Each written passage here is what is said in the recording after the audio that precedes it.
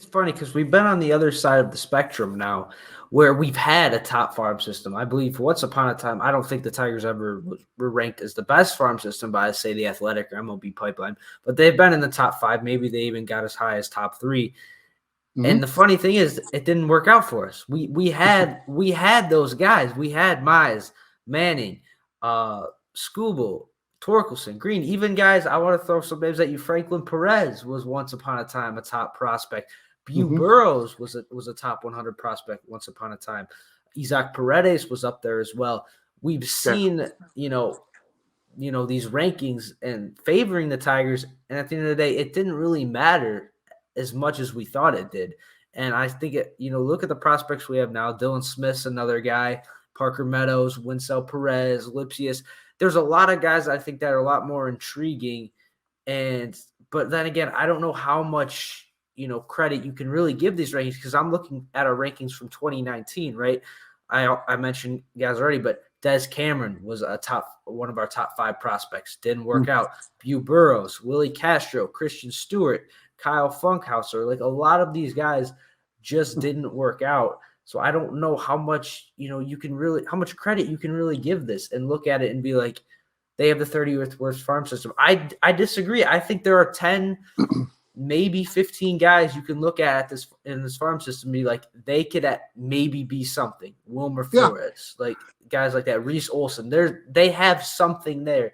And the development that we saw last year, like Raj and Chris say, we've never seen that type of development from the Tigers farm system. I think we can see even more progress this year. So I'm very, very happy with the state of the farm system.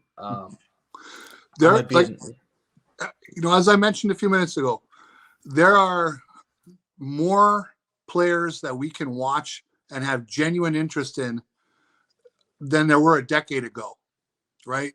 And that is at least a positive for the system. That's something they can hang their hat on. They have a little bit of depth. They brought in Malloy as well, right? To add to that depth.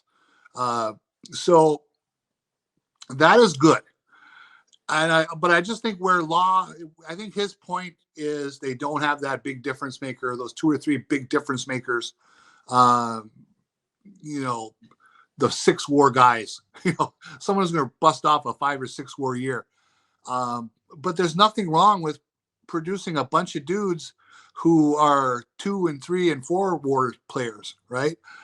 Those are guys you need in your lineup. And there's a lot of different ways to go about building a team.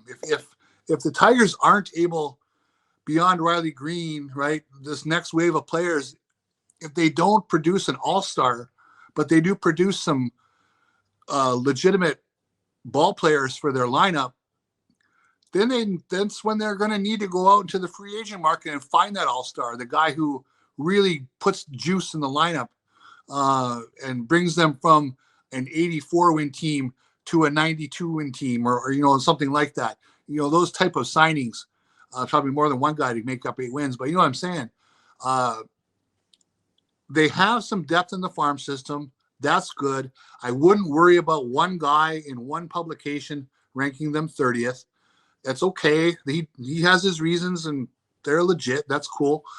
Other places are going to have them ranked higher, but they have that depth where they can build parts of their lineup. They're going to be able to make trades. Scott Harris is going to be, working that. Hopefully Chris Ilitch will come through when the time is right in the free agent market. Although in my opinion, is well established there. They've missed the boat for the last couple of years, really, and not pursuing better talent. But there are people who say it's too early, and that's fine too. They believe that. They have their reasons.